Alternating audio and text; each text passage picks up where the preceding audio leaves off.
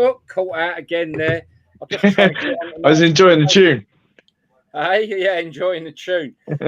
Okay, let's get a few people on, and I'm just trying to get it through to share onto Nigel's page, and for some reason I haven't done that yet. So let me get that done. It ain't even gone onto my page yet. There we are. Right, let's get it on Nigel's page so everyone can see that. Okay, right. Hello, everybody. It's Wednesday evening, and it is our football podcast special for the Euro 24. A little bit to talk about, obviously, since our last one. Obviously, Scotland departing the tournament, and we're going to touch on England's performance on winning the group yesterday. So look, let's just quickly go around the table. So we've got the invisible man. Right, there he is. He's back now. Dan, you haven't been on for a little while now, mate, have you? So welcome back. Welcome back. Thanks. Good to be back. And you've been all right? No, I've been good, mate. Yeah, been good. Enjoying the some of the football. Not we're going to get on that, haven't we? But yeah, no, I'm good as gold, mate. Thank you. Good. Nigel's back on. How are you, Nigel? You all right? Yeah, I'm fine, mate. A bit pissed off with what I'm watching at the moment with England, but there you go. Yeah, I think I'm not in a minority, put it that way. And returning for his second outing with us on the podcast is Adam. How are you, sir? You're all right? I'm good, thank you. How are you doing? Yeah. Well, I'm enjoying the tropical weather out there. Oh, and it's warm today, isn't it? Eh? It's proper warm. Yeah, okay. Lovely. So yeah, obviously this is a special we're doing on the Wednesdays. Really excited about next Wednesday, but I'll touch on that at the end. Let's just get cracking on. So we're going to try and get this all wrapped up in half an hour, 40 minutes, folks. So you ain't got to put up with our ugly mutts for very long. Let's start with Scotland. Obviously, on Sunday we were sort of saying, think they could do it. Scotland obviously started their campaign dreadfully, didn't they? And then, but in the last two games, my opinion is I think they redeemed themselves a little bit, and they did fight for the badge. Particularly Sunday, I felt they did try. They were very unlucky to concede that goal right at the very end. I thought that was only because they were throwing everything at them in that last 10 minutes. So they've gone home, but obviously the fans have been exceptional, as we would expect. But what are your views on, obviously, Scotland in terms of their performance in this tournament? Who wants to start? I thought, you know what, I never thought I'd actually say this, but I did actually feel a bit sorry for Scotland at the end of the game because they created more chances. They created more chances in that last 10 minutes than the other side. So, like you say, it's only because they were throwing everything up front that they got caught on the break. But they give it a good go. I've got to hold my hands up. They give it a good go. They threw everything at them in the last 10 minutes, and they were just unfortunate. I would agree with that. Yeah, I would. Definitely. But what's the expectations of Scotland? They've never qualified into the group stage of a major tournament, and they've had some much better teams than this one out there now. The teams in the 70s and the 80s, Souness and co. Yeah. They've had some very excellent teams, even when we ain't qualified. So I know it's the old cliche, to get there, that was amazing. It was brilliant for them. He done a great job getting it, Steve Clark. But when they got there, injuries killed them, without a doubt. I know it's an excuse everyone is, but it did. First game, shocking. Second game, they was good. I didn't think they was that great, the last game. A lot of Scotland fans are moaning that he didn't go for it earlier, but yeah, it was a bit of a game of chess. But they're just not good enough. They ain't got no one up front. McGinn, McTominay. I'm glad he started. What's his name? The Brighton fella, the young ex-Chelsea player. I can't remember his name. Gilmore. He should have started against Germany, and I'm glad. Second game, he made a difference. He keeps the ball. Then great little player, but they're just not good enough. That's it. Really. No, I think you're right. I think the simple fact of the matter is Scotland are at the level they're at. But what, like Nigel said, for me, watching England the last three games, maybe not against Germany, but certainly against Switzerland, I thought they played well. And then, like you say, the other night it wasn't as good as the Switzerland game, but they did. You could see they wanted it. They were going for it. They wanted to win that game. Be honest, yeah. To be honest with you, at the start you said that you thought that they might do it. I mean, no, Steve Clark's a clown in makeup. Like, you lose 5, you lose as bad as you do against Germany. Don't change nothing for the next game, or change very little. Like, bring on Billy Gilmore. I mean, you put Scott McTominay on set pieces. He's 6'4". Right, get him in the box. He does it for he should be in the box. He should be a talisman. Put like a target in the box. And the goals he scores for him, he's always in the box. Why are you getting him to take set pieces? And then you got the likes of Tommy Conway on the bench. You call him up, and you don't even give him a minute in tournament football. He's quick as anything for Bristol City, getting down that wing, and he chases everything. Get him on the pitch, get him doing a wing job instead of McTominay, putting McTominay on McGinn on the bench, on the wings. Get Conway on the wing. You know, someone who's actually going to go running behind. They had no whip, did they, Scotland as well? And I know the Scotland fans would probably know a lot more than we do. And they were saying he was too late to change it. You had Shankland, the Hearts player.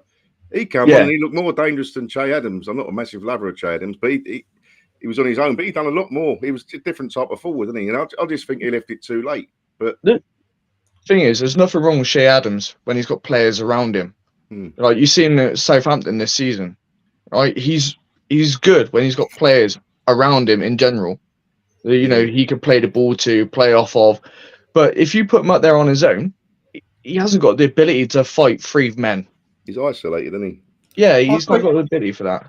I agree with what you're saying, Adam, virtually everything. But I don't think if he put out what he thought was his best side against Germany and they got turned over, I don't think he ever expected to win that game.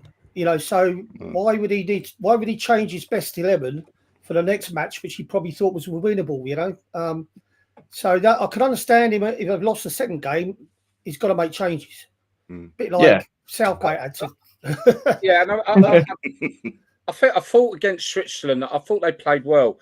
Switzerland are no mugs, you know, they're well organised side, and I thought Scotland. I think passion probably got them through a bit more than the actual skill factor, you know. In that last game, I thought first half they looked like England. They're getting it to the final third and they looked confused. They didn't know what to do with it. And I was going, right, okay, this isn't Scotland. Scotland normally get the ball in the box or they take a shot. They're pop shots.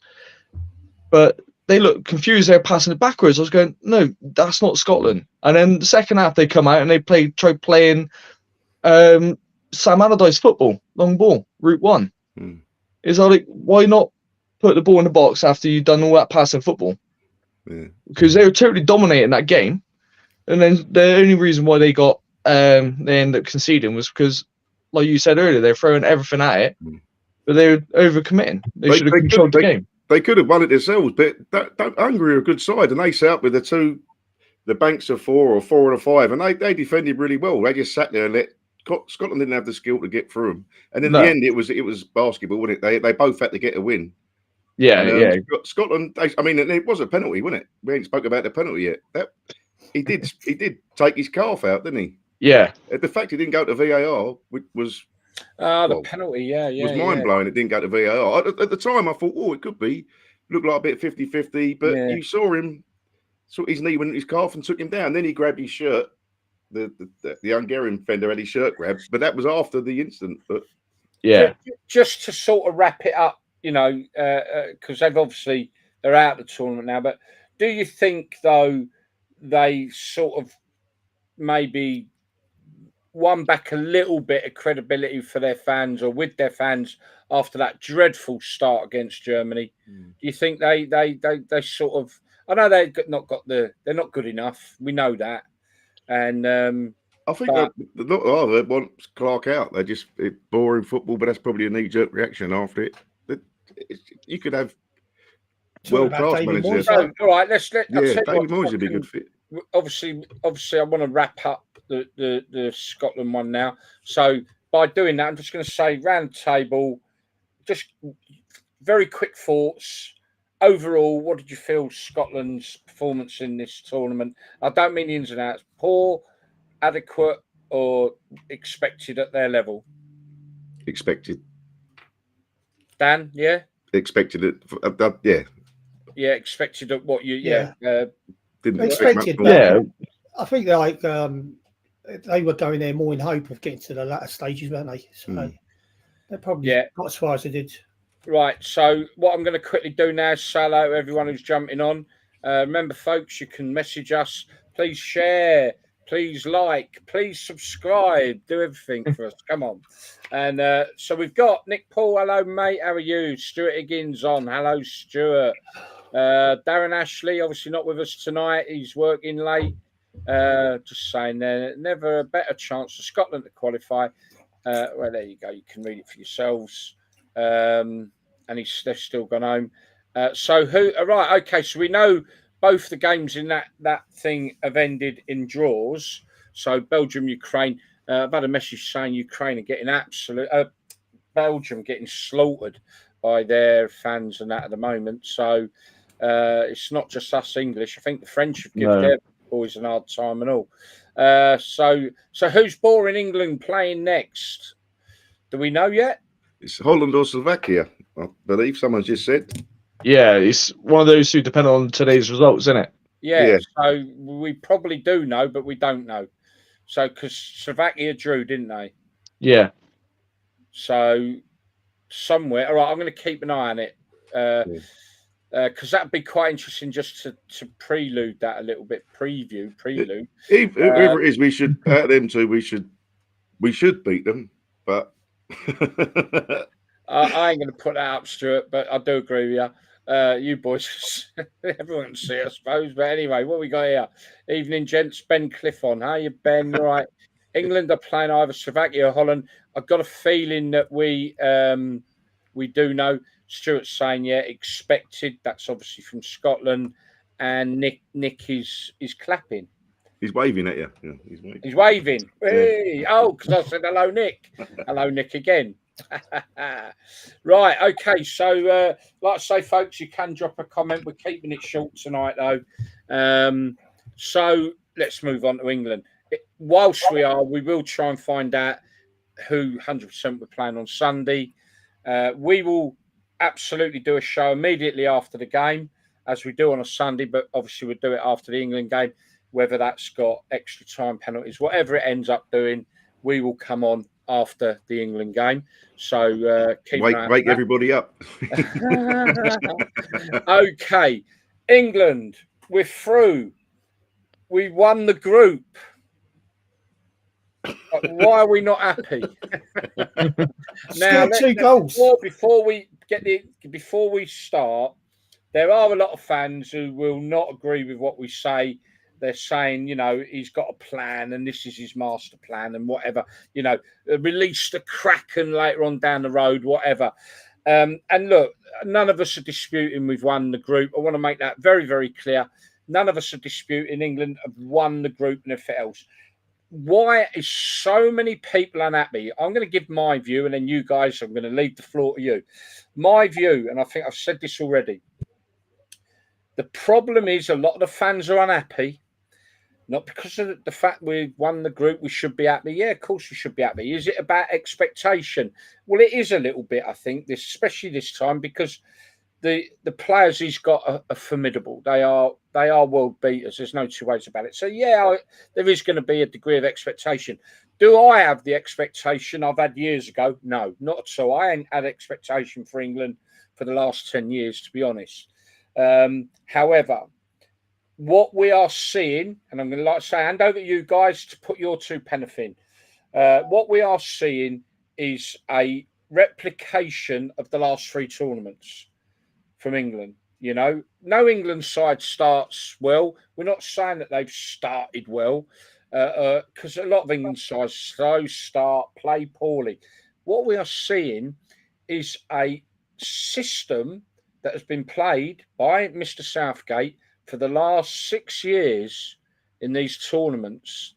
And that system clearly is holding some of the world's best players back.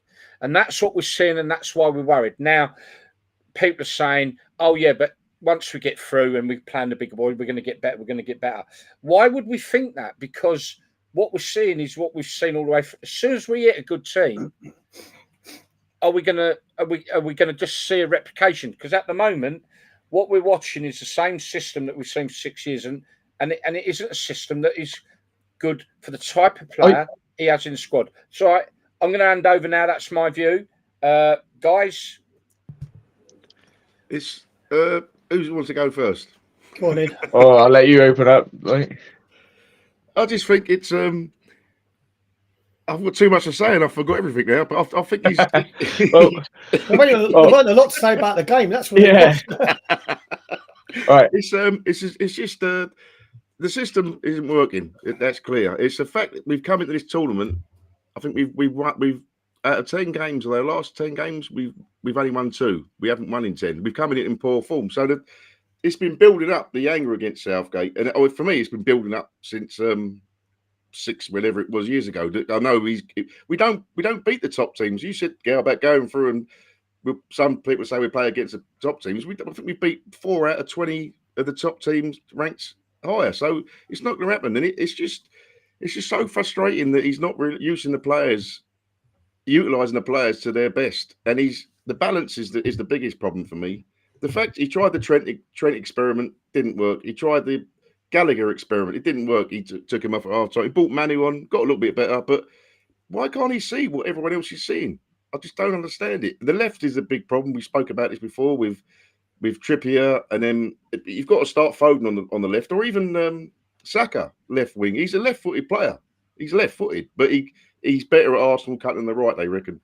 But Palmer come on, look good. But I can't believe I'm going to say it. I've said it to you, Gail. I don't want us to win. I've got that much anger towards Southgate that we're going to get through like we had the other tournaments. The excuse people use is that, we've got to the final, we've got to the semi-final. Southgate, he's done a good job. We've always had easy routes. Like we've got an easier route now. Okay, Dan, I just want to add to that a little bit. I'll just intervene quickly, and I'll do the same with you guys. So very quickly on these points, then that you. So firstly, about the routes to now. Every time we've been in tournament, he is one lucky manager though, because he's been getting the easiest routes at every tournament. Now this route, if we look at it, it's mental. I mean, he's avoided all the big clubs. So there is an easy route here, but he seems to get away with that all the time. And I hear what you're saying. You want him out. If he wins it, we go, I don't know. But, I mean, obviously I want England to win. I mean, clearly, I just don't want Southgate. But anyway, there's that point. The other point is, guys, on what Dan's saying there, the experimentation. Why? I don't understand this, right? Why are we experimenting in a tournament? What do you experiment in a tournament? I thought that's what the build-up for 2 years is all about, isn't it? I had a look at going in with a settled system and a settled team, not experimenting. Surely, the good run we had, we was winning games. This is over 10 games ago. I looked at the team, and it was what's he called? Calvin Phillips was that too, part of that too. So Southgate's using an excuse that we haven't got another Phillips, but we'll change the system. If you ain't got another Phillips, change the system. But you've got a Morton. I know I keep banging about Adam Morton. He should be in it. But listen, he's getting stick from everyone. And to go over to Germany and watch England play, that's a lot of money. Yeah. But now if we play brilliant and we're unlucky we lose a match, the fans will go, do you know what? They played well out there. They shouldn't have lost. But we've got through to the next stages as the winners of the league, and we've scored 2 goals. 2 goals. We are not going to win anything if we can't score goals. No. I've never known a team qualify at the top of the group stages only scoring 2 goals. It's ridiculous. Yeah. So I would start with Cole. What's his name? The lad from Chelsea. Cole Palmer. He looked good when he came on the right. I thought he'd done well when he come on. I would start with him. Yeah. I'd even rest Kane, to be honest. Yeah, he's been non-existent. Well, let's look at the facts, right?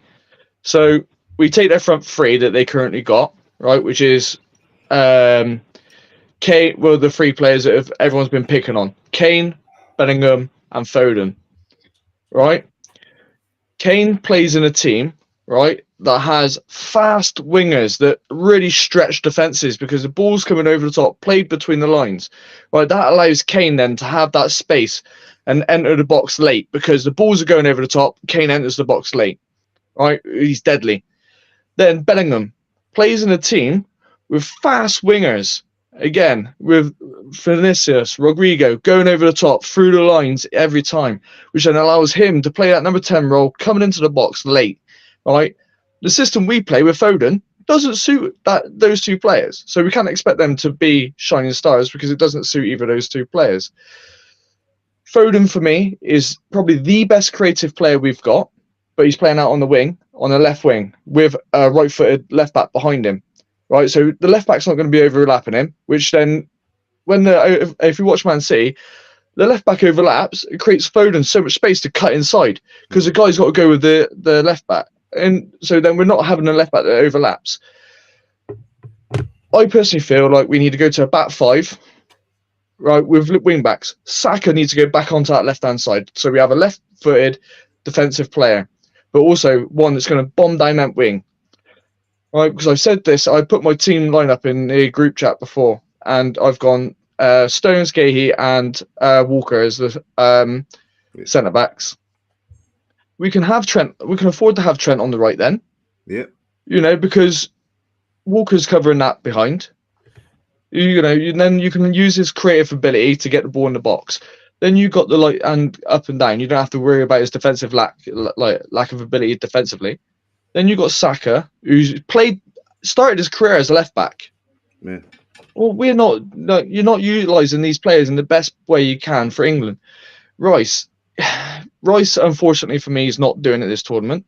He's playing it too safe. Like last night, I saw him Tripper on the ball on the wing, and he's pointing for him to pass it back to the centre back. No, we want the ball in the box. We want to get forward. Stop passing it backwards. Foden and Bellingham. Like, something needs to happen with those two. Either they can't play together, or Bellingham needs to drop further back, allow Foden to have the so creative space. And if you're going to play five, play two at top. Have Kane and Watkins, or Kane and... I don't think Kane and Tony will work too well together, but Watkins will work well with Kane, because Watkins will want to run in behind, which then will allow us to create that space, right? That will create space for Kane and Foden, because it'll be stretching the defense. Because Watkins wants to run channels. We just need to sort our system out. But defensively, we're good. But I don't want to be playing defensive against bloody 115th in the world. I think you've nailed it, because that's the team I wanted. It was even a 3-4-3. So you got the three centre backs you mentioned. Yeah, Saka and maybe Trent or anyone. We've got plenty of wide players who can track back as well. And in the middle, we have Rice and Walton or Manu. And then the three up top is Kane, Foden, and Bellingham. And you've got them wingers coming round, like you said, creating overlaps. 3-4-3 or a 5. Yeah, well, basically the 5 is going to be the 5 is exactly the same. It's just obviously I said it as a 5 because I want him up and down. Yeah, but he's not going to do it, is he? We could talk about this all day long. Well, yeah, exactly. Guys, I just want to interrupt you. Just to bring in the comment I've got up at the moment from Mike North. Hello, Mike. I think first time I've seen you comment. I think, Mike. Welcome on. I hope you enjoy what we're doing. Just want us to look at this point. Not excusing Southgate, but from what he'd heard, Steve Holland picks a team and tactics. Southgate does the press conferences. What do we think? What's Steve Holland's background? Was that a man behind the mask then? What's Steve Holland's training background? Where is he? Was he under 21s with Southgate? Because the people have mentioned on our page, it seems something wrong with the staff, or it doesn't seem something right. You need someone who's telling you. If Southgate is the manager, you need someone to question what he's doing. But they're all obviously in the same mindset. Yeah, 100%. Well, like I said, you look at the attacking players we got. We got Germany's top goal scorer. I saw a post earlier. Germany's top goal scorer, Spain's player of the year, and the English Premier League player of the year in Foden, and we can't get them to work together. You know what are we doing wrong? It's the system. It has to be the system. We need we need something to bring out the best in Kane and Bellingham, which is expressive wingers that are going to like be pacey, get in behind, get the balls in. Right, so that means Gordon on, or it means Saka swaps wings. Yeah, I just wanted to give my thoughts on what Mike has said there, and if this is true, then that's I think ridiculous that the FA, well, the FA are ridiculous anyway. But my view would be this: in management, with Southgate being the one who will lose his job if performances are poor, whatever era, whatever, not now, not this competition, but generally, he's the one that's going to take the stick. Now, if Southgate was half a decent manager, and clearly the problem would lie then, if this is true with Steve Holland's tactics and team selection, sack him. Simple as. So it still comes down to Southgate. Like with anything, if you're a manager and one of your subordinates is not doing his job properly, then you sort it. So whatever way we look at that, if Steve Holland's the one that's screwing England up, then Southgate is the ultimate. Well, Southgate obviously employed him. Southgate picked him. So he's ultimately responsible. So whatever way we look at it, it's still down to Southgate. Yeah. But okay, and as Mike said, he's not excusing Southgate for that probably very reason I've just explained. But you look at the subs he made, Gal, yesterday. He does like for like. He doesn't change it. So I think Trippier went off and he took Walker to the left, didn't he? Yeah. And then he brought Print on the right. It didn't make any difference. It didn't. And he just left the Palmer sub too late. He left I think Gordon come on quite late, didn't he? 5 minutes to go, Gordon. Yeah, 5 minutes to go. No, it's just and that was a free hit yesterday. Was it yesterday? It wasn't. And people saying it weren't a free hit. We weren't qualified, but they went. All they needed was a draw. They wasn't going to go out and try and attack us. And it was a free hit to try something different. We can't try different systems in the next rounds. No, that was his chance to try and think. Right, I've got to swallow some pride here. I've got to try something different. Are we, gentlemen? Are we going into the next round still experimenting then? Well, I wouldn't, but no. Sorry.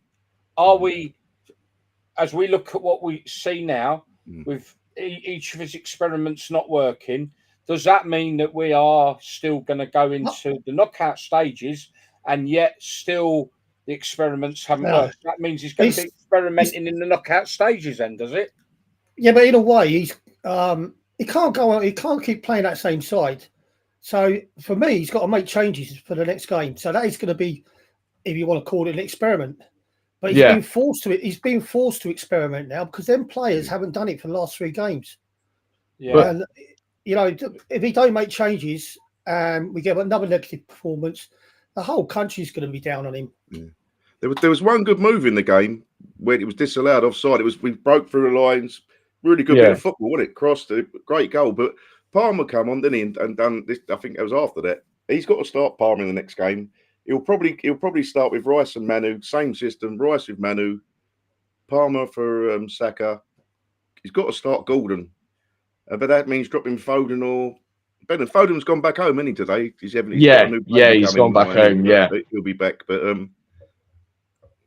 he's got to change it. It doesn't work. Gordon came on, and he actually put that pass through. I think it was to Kane, and flicked it for Palmer. That was our best move of the game.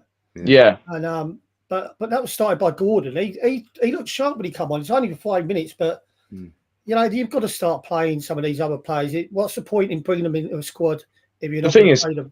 Yeah, you're right. I do understand where the whole stigma is coming from, that it'll get better when we play a harder team, because obviously the better the team, they're more likely to attack and lack defensively. As we're playing teams that are playing 11 men behind the ball at the moment. If we play a team like Belgium and that, who throw players forward, then it's going to be one of them things where there's more spaces for the attackers, but the attackers aren't moving at the moment to create space for themselves. You got Kane standing there. I reckon Manan could mark Kane the way he's moving at the moment. Just getting some answers on Steve Holland. So Steve Holland, he was at Crewe, and also Mike's come up saying obviously he comes from Leeds United. But Stu Higgins is now. There is no plan B from Southgate, is there? There's no. There's no. He doesn't know how to change the game. I know Holland were poor yesterday, but Koeman, he took off after 34 minutes. He changed something. Didn't help them in the end. Oh yeah, he took off Fearman. Joe Fearman after 35 minutes because he just didn't make a challenge. No, but he's in game management with Southgate, and when we do, can you name a top team or a game? I heard this the other day. Can you name one game under Southgate where you gone, fuck, that was brilliant? Like I can't remember one game. Ericsson 5-1 Germany. We had the Holland game 4-1 back in 96. A few other games, but with Southgate, I can't remember a particular game where you've gone, wow, that was remember that in 8 years. How long he's been there? Yeah, exactly that. I suppose beating Germany in the last Euros. They weren't good then, very poor German side. Very poor German side. I suppose beating them at Wembley in the last Euros is probably, from the fans' perspective, when we beat Germany, we're happy, aren't we? So I guess that's the only one that stands out because he's not really beaten any top sides. No, but they was, like you said, they were a great German team. The thing that got me was over the years we've played teams like San Marino and Liechtenstein and stuff like that, and we've played with two holding mids. I'm going, Southgate, you're having one on there, aren't you? Surely you're playing two holding mids against a team that can't score a goal against like someone in their own ranking. Like we need to go at them. We lost to Iceland just before North Macedonia. We drew away 1-1. You're playing teams who are going to set up defensively, so you don't have to holding midfielders, do you? When you're playing against a team who have 10 men behind the ball or even 11. Yeah, exactly. You don't have. You've got to use that extra man up front to pull the defence apart, and we've got players who can break the lines and do that. That's what they do every week in the Premier League against teams who set up against them with 10 men behind the ball. Thing I like about Gordon is he gets the ball, he turns, and he runs at defenders. Right, being a defender myself, one thing I hate is being put on my back foot and like having someone run at me because it makes you think then I've got to make a challenge here. Otherwise, I hate that as well. That's because I can't run. Well, yeah, that's true. Like I very much like it myself. But it's one thing I hated, and I always hated like a ball. I don't want to be in a foot race. I want to know where my player is. If I got my back to the player, then I don't know where he's to. So the ball's over the top. We need to start playing balls through the channels and getting defenders to turn their backs to our players and actually running in behind the lines. Yeah. Do you know, I think the last good game I remember was against Scotland up at Hampden Park when we was really good that night, weren't we? Bellingham was on form. Bellingham is on the best form at the minute, but Phillips played that night as well. But that night, it worked, that system, didn't it? The system can work, but you've got to have the right players. And I think Ben Cliff said it earlier there in the comments. He said there's nothing really wrong with the system. It's just the wrong players. I'm thinking, listen, I still think there's something more going on in that squad than we know about it, because I think Bellingham's looked a little bit pissed off at some stage of the game. Some of the players are not looking like they're happy, and yet they're all coming and singing off the same hymn sheet when they're doing interviews afterwards. No one's giving anything away, but I think secretly, all's not well in that camp at the moment. You look at, you're right, Nigel, because you looked at Rice and Pickford were having a bit of a ding dong because Pickford was he was just pumping it long. I know he's a great passer of the ball, but and I see he was pumping it long, and then there was a massive gap in midfield. The two holders couldn't catch up. It just seemed like a bit of disarray. But I think you're right, Nigel. I don't think something. He's mollycoddled that squad. I know, like squads of the past, there's been sitting on different tables. They'd never got on the big teams, but I don't think there's any leaders in that who's going to stand up and go, right, what are we doing here, or call a meeting and say, right, this we've got to pull together. I don't think there's any players in the squad like that. If you look at Bellingham against Denmark, he looked like someone's just sucked the energy out of him. He was going down easy, and I'm going, you're not in Spain now. You need to get up, son. These guys aren't giving the free kicks like they would normally. You need to get up and chase after that ball. When he's getting up, he's like taking 2 or 3 minutes to get going. And I think it was the goal that Harry Kane for Denmark, when Kane passed it into the middle, I'm going, Bellingham's our highest player. And he took ages to get back in. Trent took too long to go to the man on the ball.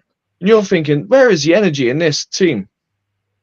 And they blame it on the air being too thick under the thing.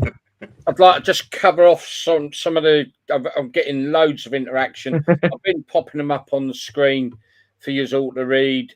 Belgium were dreadful. Yeah, I think I can agree with it. It was like watching England, actually. Yeah. It was. They were just slow and lethargic and just weren't getting any real pressure on the Ukrainian goal. You know, obviously Ukraine needed to win that as well, didn't they? They're out. Belgium will be facing France in the last 16. Incidentally, still Good derby, that unaware. is. Sorry, on Saturday, is it?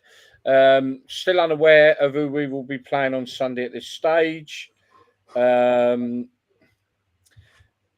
yeah, a bit of debate about if we were to play Holland, we would go out. And what Ben's saying there is the problem is Holland would score more goals. You know, it's hard to say. We ain't going to know till we get in that last quarter because Holland ain't exactly shone, have they?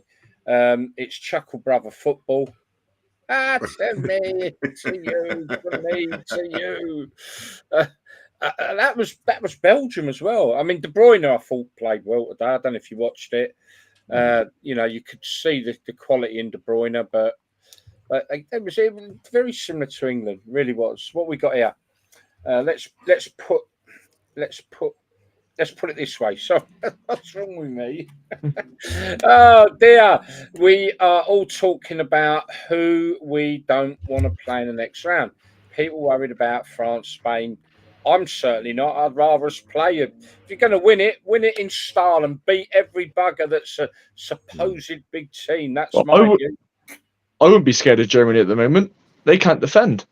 No. You know, yeah. I mean, you know, look, England ain't going to come up against nothing, possibly. Although saying that, I thought Austria looked quite strong.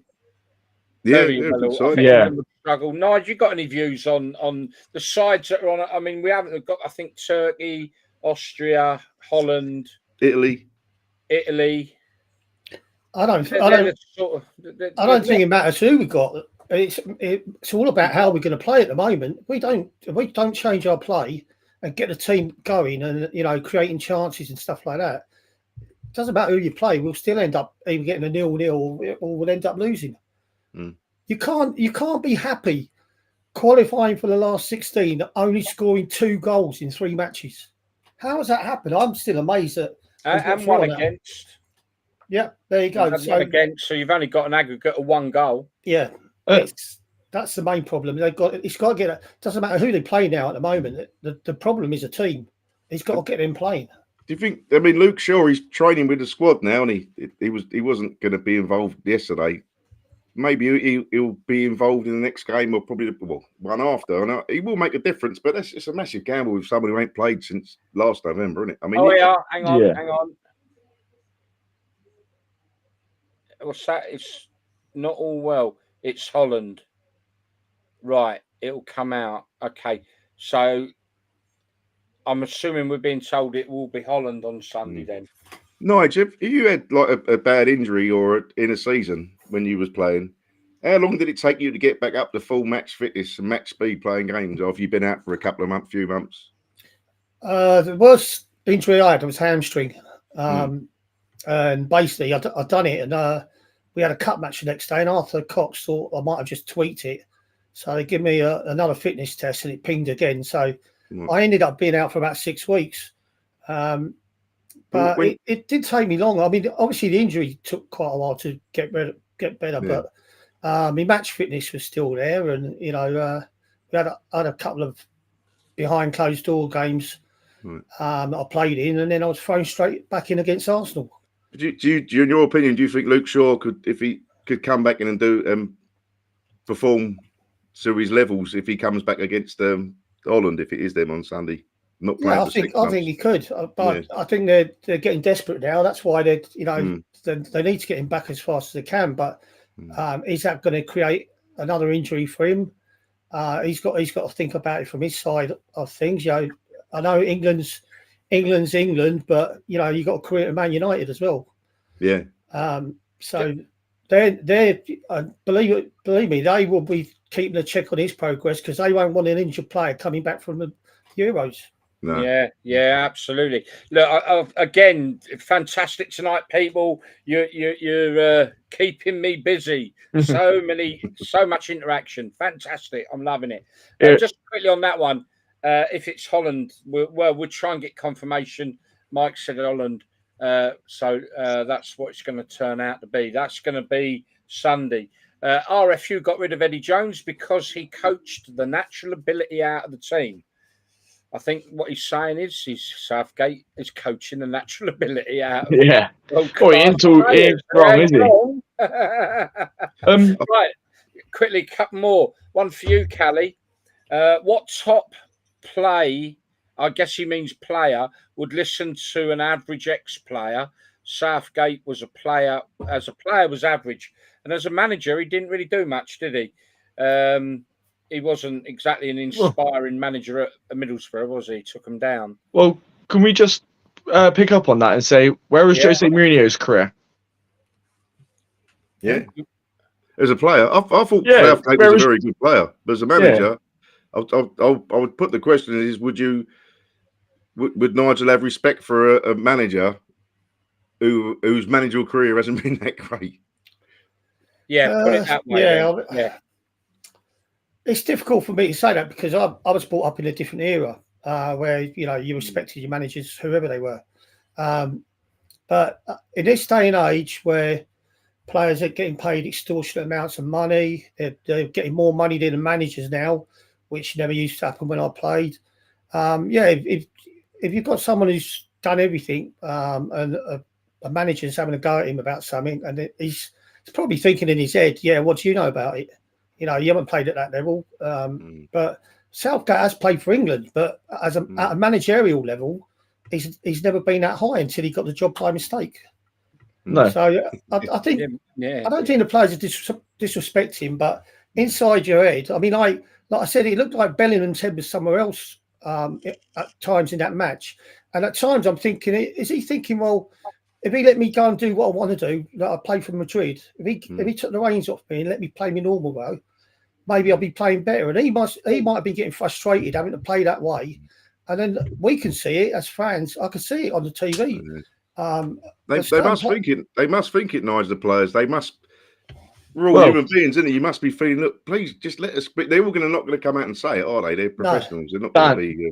Dan, if you just read the headlines, like Harry Kane was only having a go at Lineker not long ago, literally the other day, for slagging him off. And that's Lineker, who's done it for the national team, right? Or he's not won anything, but he's been top player, top tier.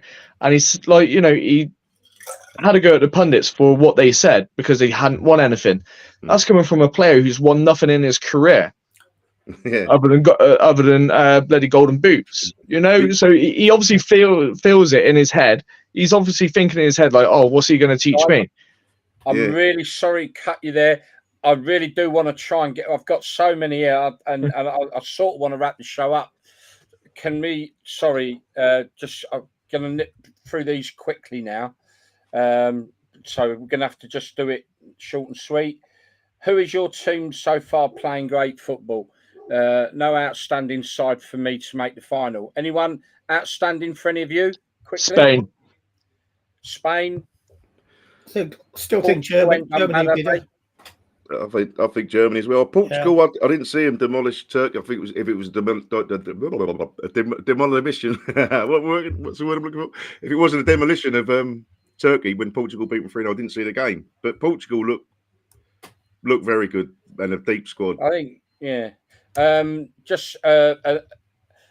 maiden flight, and it's a maiden comment as well. So welcome on board. I hope you enjoy what we do and you'll come back. The spaces between the players aren't right, like they haven't even played together. Interesting. Views quickly? Well, we can finish on a positive. Greece won it in 2004 without barely winning the game in their group stages, and Portugal won it without doing very well in their group stage. Yeah. So we'll take the positives. We're on to win it.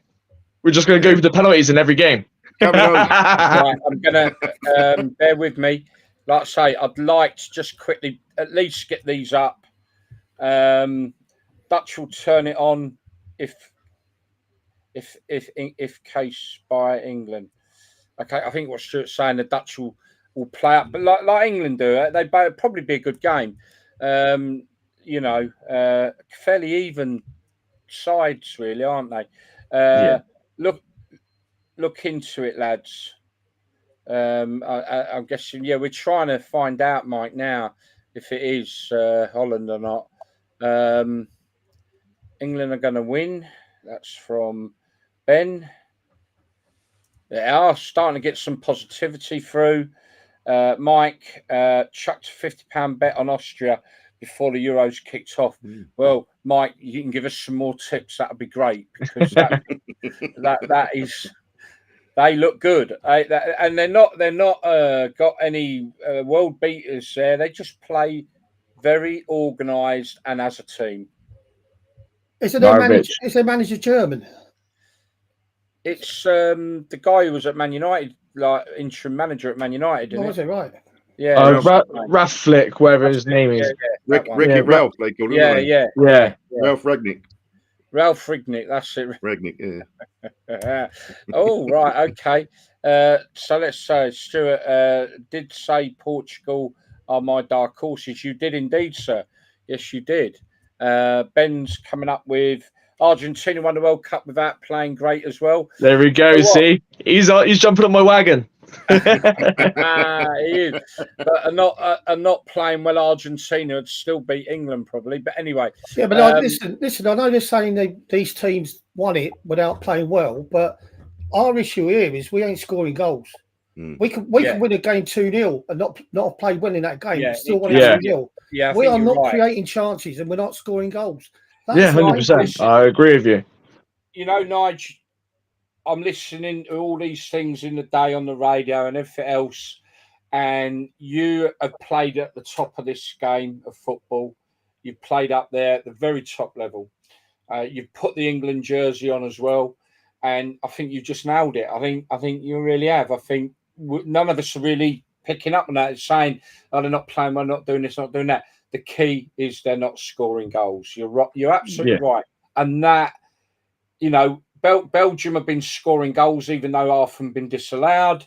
You know, Holland have been scoring goals. They've all been scoring goals. England haven't, and you can't win a game if you don't score goals. I saw an interesting stat the other day that England after 2 games had the lowest goal expectancy rate out of all the teams in the Euros. You know, they didn't take any shots. It had the lowest goal expectancy over 2 things. Look at France. France's 3 games in this competition, and I'm going to contradict myself here massively because you can't discount France. So they've had exactly the same as us: 1-1-0, drew 0-0, drew 1-1. Exactly the same. But I still fancy him to win it. So I should be saying the same about England, but because we're just as good as them. But so I'm probably contradicting myself there because I'm probably looking at it from an English point of view and Southgate. But France are still. They've got a manager who will put on Olivier Giroud to win a game 4-0. You know, we won't take Kane off. A manager who's won things as well. We need Deschamps. Yeah. Internationally and everything. You know what, chaps? Sunday, when we have our podcast Sunday after the England game, a lot more. Here we go. Take that again. Southgate. Nigel, you've got to sort that out. Makes you lot laugh anyway. Oh, it does, mate. So look, I think that was Gareth Southgate. Yeah, come on, get that top back on, Nigel. I need a decent winger. He'll play Nigel in an holding role, probably. Nigel, can you play left back? Mike North, absolute pleasure, Mike. Hopefully you'll come and join the podcast again as well. So that's great. So look, Sunday is going to be really, really quite a podcast because I think we're going to have a lot of answers.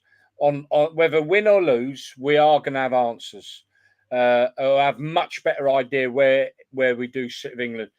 You know, because if we win and it's still another poor performance against a mediocre side, if it's Holland, all right, that's going to be different. I think Holland are better than mediocre. But look, I think we'll wrap it there with this one last comment. Great show again. Thanks, boys. Right. Let's call it a night. That's your guys, handwriting, girl. Yeah. If you guys, if you want to hang on, people, if you want to watch the show back, if you've only just joined us, then jump on. Gareth Newby. I don't know if you've commented before. We've had a few people coming on the last couple of shows that are commenting, and join our shows. Obviously, we're doing them on a Wednesday night, but generally, when we get back to normal, it will be every Sunday at 6 o'clock. Obviously, Sunday will be different. But yeah, join us every Sunday for the shows and good stuff. We've got lots and lots actually planned for next year, so going to be exciting stuff. Come on, it's coming home, Ben said. Right, well, we'll see. Anyway, last words from you then, Dan. Yeah, looking forward to starting working Sunday, so won't be able to watch it, thankfully. But yeah, Gal, don't forget Ian Story more. I think you was going to mention him for Wednesday and all. Yeah, there was some other bits and bobs I wanted to bring in, but we'll save them for another show, folks. Yeah. I wanted to talk about the Americans trying to take over British football, obviously with what's gone on with Birmingham this week. Also, I did want to touch on VAR, especially with Adam on, because I know Adam's a bit of an advocate of VAR. So I'm going to wait and bring Adam back on for that. And it's not a bad thing. It's just a suggestion about the offside rule that I have, but not time to do it tonight now. So get you back on for that one, mate. I want someone who loves it, and we know you like your VAR. But I just got a suggestion to improve some of it that I feel. But we're going to do that later. Yeah, that's fine. Yeah. A week tonight. Really excited about this one, guys and girls. Is Ian Storymore coming on? Really excited about it. If you're a younger generation and you don't know him, look him up. He's a legend who's played with legends. Trust me. Look him up and you'll know exactly what I'm talking about. Yeah. He Man United, Nottingham Forest. He got one cap for England and then unfortunately got a bad injury that ruined his career, unfortunately. But he was a legend. We'll find out a lot more when he joins us next week. I can't wait for that. Really excited. So the Invisible Man has joined us again.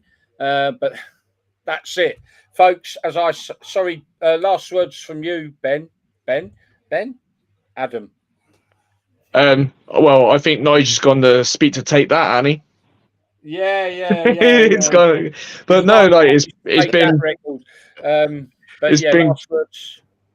Been really good, to be back on, and it's nice to see people's comments coming in and see, brilliant, bouncing off of them. Yeah, it's brilliant, and this is what this show's going forward is all about. If everyone gets involved the way they have the last couple of shows, it's going to be really enjoyable podcast, not just for us but for everyone. And everyone can get their say, even if we don't read it out, it's still going to pop up on the screen, so everyone. It's nice having a podcast done by fans, fans of football. You got podcasts. Nigel's been there. He's done it. He's worn a T-shirt. So we got what I like is a combination of fans and an ex-pro. Yeah, who can give us. Then we get both sides of the story a lot more. Yeah. So I think that is as our catchphrase says, guys. Proper football's a platform for proper fans to have a voice, isn't it? So that's what it's all about. Exactly that. And to be fair, Nigel sings off the same in sheet as us. He's not the modern day. You won't get modern day footballers doing what Nigel does. Oh, can I just add, just in case Eddie Howe watches this, can you rob Crystal Palace of Gahey and Eze, please? Thank you. Him off. Yeah, cut him off. Mate, if Eddie Howe's watching it, can Newcastle sponsor us? Yeah. Please. Right, that's it, folks. Last words from Nigel are... We're not having Adam back on.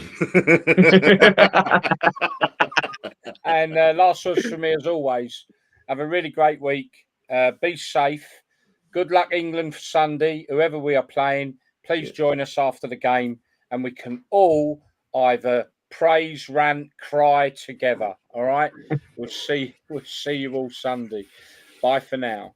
Even more. I'm always behind getting set up, ready to go. Blimey, come on, Oh, he's back.